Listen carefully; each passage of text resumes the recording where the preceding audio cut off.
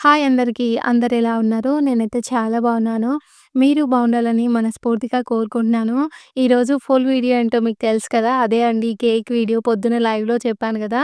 నేను లైవ్ చేసేటప్పుడు ఒక సిస్టర్ సౌజన్య అని వాళ్ళ తమ్ముడి బర్త్‌డే ఉంది. విష్ చేయమని చెప్పేసి అడిగింది. విష్ చేసిన తర్వాత "అక్క తమ్ముడు బర్త్‌డే కోసం కేక్ కావాలి. ఒక 500 ఫోన్‌పే చేసి హెల్ప్ చేస్తావా అక్క" అని చెప్పింది. ఏదో ఇంకా నా వల్ల అయినట్టు ఇలా అయితే 500 వాళ్ళ తమ్ముడి కేక్ కోసం అయితే నేను సెండ్ చేశాననమాట. అది లైవ్‌లో కమిట్ అయ్యాను కదా! అందుకే మళ్ళీ మీరు ఈ వీడియో చూస్తారని తెలిసి నేను నా కమిట్మెంట్‌ని కంప్లీట్ చేసుకున్నా అని చెప్పేసి మీ అందరికీ చూపిచ్చాను అంతే. ఇప్పుడైతే కేక్ ఎలా చేశానో చెప్తాననమాట. ఇదొచ్చేసి నేను గోధుమ పిండితోనే చేశాను. ఈ కేక్ అయితే కొంచెం మంచిగానే వచ్చింది. ఎలాంటి మిస్టేక్స్ అయితే జరగలేదు. ఫస్ట్ ఒక బౌల్‌లో అయితే హాఫ్ కప్పు పెరుగు తీసుకున్నాను. అది నేను ఇంట్లో తోడు పెట్టిన పెరుగే తీసుకున్నాను. పెరుగు తీసుకున్న తర్వాత ఉండలేం లేకుండా ఇలా మంచిగా క్రీమ్‌లాగా వచ్చేటట్టు ఒక 2 నిమిషాలయితే కలిపేసుకున్నాను. ఆ తర్వాత హాఫ్ కప్పు షుగర్ పౌడర్ తీసుకున్నాననమాట. "అక్క నువ్వు హాఫ్ కప్‌తోనే తీసుకోవచ్చు కదా! ఇలా ఎందుకు తీసుకున్నావు స్టీల్‌లో" అని చెప్పేసి మీరు అడగొచ్చు. ఫస్ట్ నేను హాఫ్ కప్పు పెరుగు తీసుకున్నాను గదా! పెరుగు తీసుకున్నాక మళ్ళా అదే కప్‌లో పౌడర్ ఏస్తే మొత్తం అంటుకుపోతుంది గదా! అందుకని చెప్పేసి ఫస్ట్ వేరే కప్‌లో హాఫ్ కప్పు షుగరు పౌడర్ పక్కకు తీసుకొని పెరుగు తీసుకున్నాననమాట. తర్వాతొచ్చేసి పావు కప్పు ఆయిల్ తీసుకున్నాను. ఆ తర్వాత ఒక 3, 4 డ్రాప్స్ పైనాపిల్ ఎసెన్స్ అయితే వేసేసుకొని మంచిగా కలిపేసుకున్నాను. ఇప్పుడు ఒక స్ట్రైనర్ పెట్టి దాంట్లోకి 1 కప్ అయితే నేను గోధుమ పిండి తీసుకున్నాను. ఇది నేను మిల్లు దగ్గర పట్టించిన పిండి. కొంచెం అనేది అది ఉంటది కదా! తవుడనేది ఉంటదనమాట. ఇలా కొంచెం జల్లించుకున్న తర్వాత అది వచ్చినప్పుడు తీసేసాననమాట. తర్వాత ఒక half table spoon baking powder, పావు టీ స్పూన్ వచ్చేసి బేకింగ్ సోడా ఏసాననమాట. ఇంకా అన్నీ జల్లించుకున్న తర్వాత ఇలా కలిపేసుకుంటున్నాను. ఒక్కసారి అటు ఇటు కలిపిన తర్వాత పావు కప్పు పాలైతే వేసుకున్నాను. పాలు వేసుకున్న తర్వాత కూడా ఉండలేం లేకుండా మంచిగా అయితే కలిపేసుకోవాలి. ఒకే డైరెక్షన్‌లో కలుపుకోవడం చాలా ఇంపార్టెంట్ అనమాట. ఇప్పుడు నాకు పాలనేవి కొంచెం సరిపోలేదు. నేను 1 టేబుల్ స్పూన్ అయితే ఎక్కువ తీసుకున్నాననమాట. ఒకసారి మనం కలిపేటప్పుడు చెక్ చేసుకుంటే పాలు పడతాయా లేదా అని చెప్పేసి తెలుస్తది. మన పెరుగు అనేది కొంచెం గడ్డగా ఉన్నా గూడా కొంచెం పాలు పావు కప్పు కన్నా కొంచెం ఎక్కువ పడే ఛాన్స్ ఉంటదనమాట. ఇలా అయితే మొత్తం కలిపేసుకున్నాను. మంచిగా అయితే కలిపేసుకున్నాను. ఇది గోధుమ పిండితోనే గదా! మీకు చూస్తే తెలుసొచ్చు. ఆ తర్వాత కేక్ టిన్ తీసుకున్నాను. కేక్ టిన్‌కి మనం బటన్ పేపర్ పెట్టుకోవాల్సిన అవసరం లేదు. ఇంట్లో ఉన్న పేపర్‌కే ఆయిల్ అప్లై చేసుకొని పెట్టేసుకుంటే సరిపోతుందనమాట. ఇప్పుడైతే మొత్తం బ్యాటర్ అయితే కేక్ టిన్‌లోకి వేసేసుకున్నాను. ఈ లోపే అయితే హీటర్ పైన మంచిగా ప్రీ హీట్ అయితే చేసుకున్నాను బ్యాటర్ కలుపుకునే ముందే. ఇంకా తర్వాత కేక్ టిన్ పెట్టేసి ఒక 25-30 మినిట్స్ వరకు కేక్ అయితే బేక్ అవ్వనివ్వాలి. ఇక్కడ నేనైతే కరెక్ట్ ఒకసారి 25 మినిట్స్ తర్వాత చెక్ చేసుకున్నాను. అప్పుడు కేక్ అనేది బేక్ అవ్వలేదు. 30 మినిట్స్ తర్వాత చెక్ చేసుకుంటే కేక్ అనేది మంచిగా బేక్ అయితే అయిపోయిందనమాట. ఎందుకు ముందే చెక్ చేసుకున్నానంటే నేను ఫ్రీ హీట్ పెట్టి ఎక్కువ సేపు అయిందనమాట. అందుకే 25 మినిట్స్ తర్వాత చెక్ చేసుకున్నాను. ఇప్పుడు కేక్ మొత్తం చల్లారిన తర్వాతనే డీమోల్ చేస్తున్నాననమాట. ఒక 20 మినిట్స్ ఆగాను. కేక్ మంచిగా చల్లారిపోయింది. ఇలా అయితే డిమోట్ చేసేస్తున్నాను. చూస్తున్నారు గదా! మనం ఏసింది ఇంట్లో పేపర్ అయినా సరే మంచిగా అతుక్కోకుండా వచ్చింది. ఇప్పుడైతే కేక్ అయితే ఇలా బేక్ అయిపోయిందనమాట. కొంచెం ఒకవైపు హైట్ ఎక్కువగా ఉంది కదా! నేనేం చేశానంటే దాన్ని కొంచెం కట్ చేస్తున్నాననమాట. మనము ఇప్పుడిప్పుడే కేక్స్ చేస్తున్నాం కదా! మొత్తం ఈవెన్‌గా లేకపోతే అన్‌ఈవెన్‌గా ఉంటే కేక్ అనేది కొంచెం ఒకవైపు డౌన్‌గా, ఒకవైపు హైట్‌గా వచ్చేస్తుందనమాట. ఇలా అయితే ఒక లేయర్ కట్ చేసుకొని, ఇంకో లేయర్ గూడా కట్ చేసుకున్నాను. మనం చేసింది గోధుమ పిండితో అయినా కూడా మనకిక్కడ కూడా గోధుమ పిండితో చేసినట్టు అనిపియదు. స్పాంజ్ గూడా చాలా పర్ఫెక్ట్‌గా బేక్ అయిందనమాట. ఎంత మంచిగొచ్చిందో. మనం చూస్తే మైదాతోని చేసినట్టుగానే ఉంటుంది. కానీ నేను వేసిందయితే మైదా కాదు. ఇప్పుడైతే ఒక కేక్ బేస్ తీసుకున్నాననమాట. మొన్నటిదాకా ఒకటే బేస్ యూజ్ చేశాను. ఈరోజైతే చేంజ్ చేశాను. అది ఇంతకుముందు యూజ్ చేసింది పాడైపోయిందనమాట. ఇప్పుడు ఇంకొక కొత్త బేస్ తీసుకొని, కొంచెం క్రీమ్ అప్లై చేసుకొని, దాంట్లో ఫస్ట్ లాస్ట్‌లో బేక్ అయిన లేయర్ ఉంటది కదా! ఆ లేయర్ పెట్టాననమాట. అంటే మనకు కేకు కింద లేయర్ ఉంటదిగా బేక్ చేసుకునేటప్పుడు, ఆ లేయర్ అయితే పెట్టి, తర్వాత కొంచెం విప్పింగ్ క్రీమ్ అయితే స్ప్రెడ్ చేస్తున్నాను. కొంచెమే తీసుకున్నాననమాట. మనం విప్పింగ్ క్రీమ్ అనేది ఈ కేక్ లేయర్‌లో హాఫ్ ఇంచ్ ఉండాలి.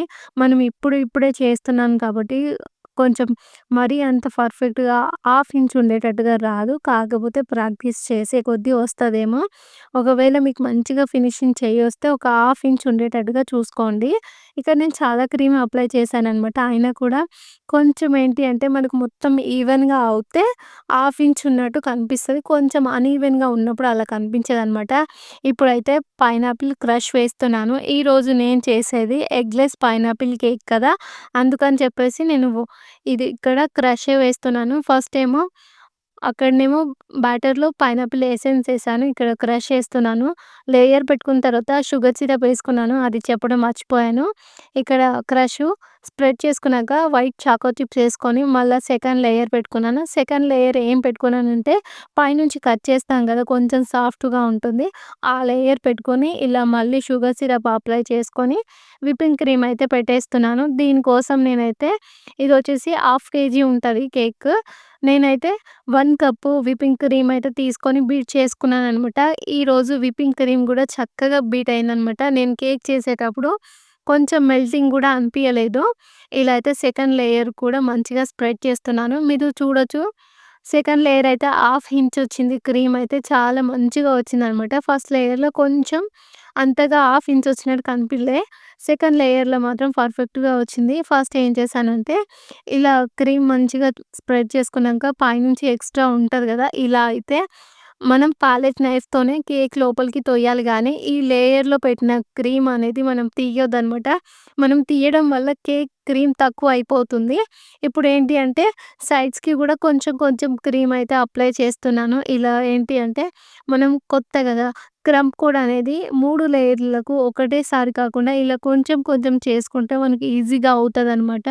ఇలా సైడ్స్‌కి గూడా క్రీమ్ అప్లై చేసుకున్న తర్వాత ఇంకా మీరు చూడొచ్చు మిడిల్‌లో ఉన్న క్రీమ్ ఉంటది కదా! ఇట్లా సైడ్స్‌లో ఉన్న క్రీమ్ మొత్తం మిడిల్‌లోకే స్ప్రెడ్ చేస్తున్నాను.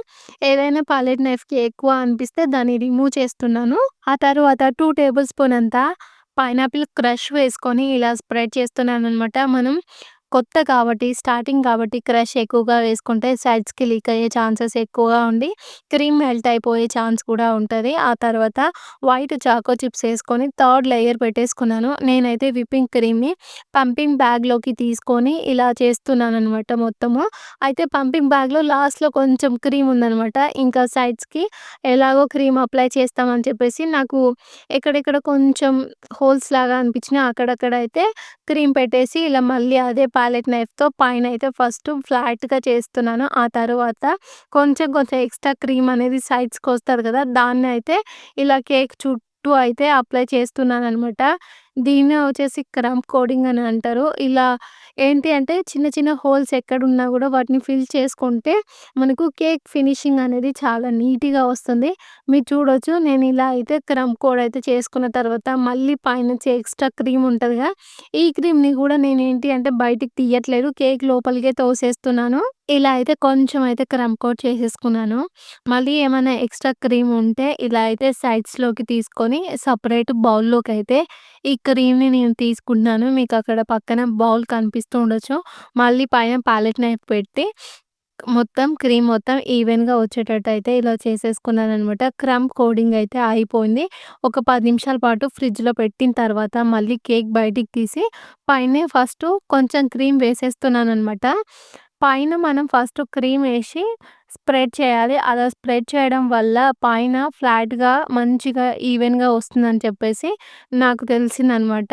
అందుకే నేను ఫస్ట్ పైన క్రీమ్ పెట్టేసిన తర్వాత ఇలా కొంచెం కొంచెం క్రీమ్ ఉంటది గదా! సైడ్‌కొచ్చిన క్రీము దాన్నే ఇలా అయితే కేక్‌కి అప్లై చేస్తున్నాను. ఒకవేళ మనకు సైడ్‌కి క్రీమ్ రాకపోతే విప్పింగ్ క్రీమ్‌నయితే కొంచెం కొంచెంగా మనమైతే కంపల్సరీగా సైడ్స్‌కి అప్లై చేయాల్సొస్తుంది.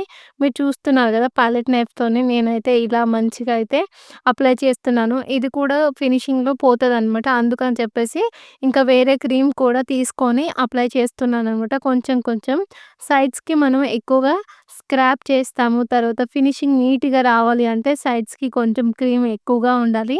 మొన్నటిదాకా నేను చేసిన మిస్టేక్ ఏంటి అంటే ఇలా సైడ్స్‌కైతే తక్కువ క్రీమ్ పెట్టడం వల్ల నాకు కేక్ అనేది కనిపిస్తూ ఉందనమాట. ఇలా క్రీమ్ మొత్తం పెట్టేసిన తర్వాత ఇంకా స్క్రాప్ అయితే చేసేసుకున్నాను.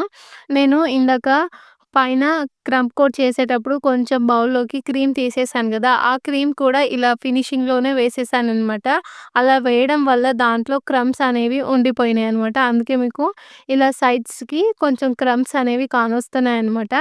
అవి కూడా క్రీమ్‌లో ఉన్నాయన్నమాట. కేక్‌కున్నవి కావు. ఇలా అయితే సైడ్‌కి కూడా స్క్రాప్ చేసి, ఆ తర్వాత కొంచెమైతే కేక్ అనేది మంచి షేప్‌లో వచ్చిందని చెప్పి పాలెట్ నైఫ్ పెట్టి పైనుంచయితే ఇలా కేక్ బోర్డ్‌ని అయితే ఇలా రౌండ్‌గా తిప్పుతున్నాననమాట. టేబుల్‌ని రౌండ్‌గా తిప్పితే కొంచెం ఇలా మంచి షేప్‌లో అయితే వచ్చేసింది. ఆ తరువాత స్క్రాపర్‌కి లైన్స్ ఉంటాయి గదా! జిగ్‌జాగ్‌గా ఇలా అయితే లైన్స్ లాగా పెట్టేసాను. ఇగో ఇక్కడ ఒక్క దగ్గరనే మాత్రమే మనకు కేక్ అనేది కనిపిస్తుంది గానీ, ఇంకా మిగతావనేవి అవన్నీ క్రమ్స్ అనమాట. ఇప్పుడు 2 నోజిల్ తీసుకున్నాను. దాంట్లోకి మన వైలెట్ కలర్ ఉంటది గదా! జెల్ కలర్ అది మిక్స్ చేసుకొని ఇలా అయితే 2 నోజిల్‌తో ఫ్లవర్స్ ఏసుకున్నాను. ఆ తర్వాత ఇంకొకటి 6 నోజిల్ అనమాట. ఆ నోజిల్ తీసుకొని ఇలా ఫ్లవర్స్ అయితే పెట్టేసుకున్నాను. నేనేమనుకున్నానంటే జస్ట్ ఇలాగే ఉంచేసి పక్కన కొంచెం లీవ్స్ పెట్టి పైనుంచి గోల్డెన్ బాల్స్ ఉంటాయిగా అవేద్దాం అనుకున్నాను. కానీ కలిపిన వైలెట్ తర్వాత బ్లూ కలరు చాలా మిగిలిపోయిందని చెప్పేసి ఇంకా సైడ్స్‌కి ఇలా చిన్నగా అయితే ఫ్లవర్స్ ఏసి డిజైన్ పెట్టేసాను.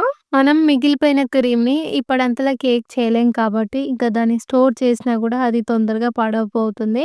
అందుకని చెప్పేసి క్రీమ్ ఎక్కువగా మిగిలిందని ఇలా అయితే నేను ఫ్లవర్స్ చిన్న చిన్నగా వేసేస్తున్నాను. ఇలా వేసేయడంతో మొత్తం టోటల్‌గా కేక్ లుక్ అనేది మారిపోయింది. నేను ఒకలాగా అనుకుంటే ఒకలాగా వచ్చేసిందనమాట.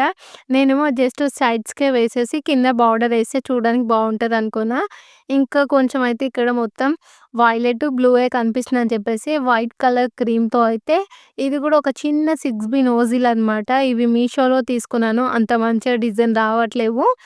ఇంకా దాంతోని కూడా అలా వైట్‌గా పెట్టేసుకున్నాను. తర్వాతొచ్చేసి ఇంకోటి మనం నేమ్స్ రాయడానికి ఒక చిన్న నోజిల్ యూజ్ చేస్తాం గదా! దాంతోని ఇలా అయితే చిన్న చిన్న డాట్స్ అయితే పెట్టుకుంటున్నాను. ప్రతిసారి కేక్‌కి కింద బార్డర్ అయితే డిజైనే వేస్తున్నాను కదా! ఈసారి డాట్స్ పెట్టుకుందాము చూడడానికి ఎట్లుంటదో అనయితే నేనైతే డాట్స్ పెట్టేస్తున్నాను. ఈ కేక్ మొత్తం అనేది ఈ క్రియేషన్ అనేది మొత్తం నాదే అనమాట. కలర్ అనేది నేనే సెట్ చేశాను. విష్‌కేమో వైలెట్ కావాలన్నది.